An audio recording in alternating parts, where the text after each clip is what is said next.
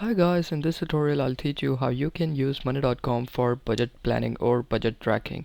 So if you want to manage or track your budget, there is a very useful template in money.com that you have to use.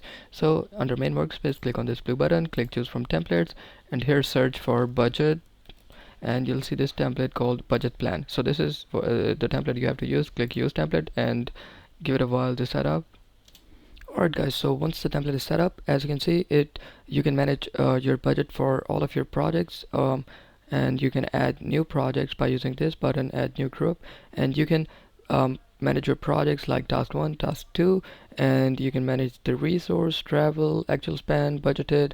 You can manage all of your sections here, and you can even add new columns for like estimated budget or whatever.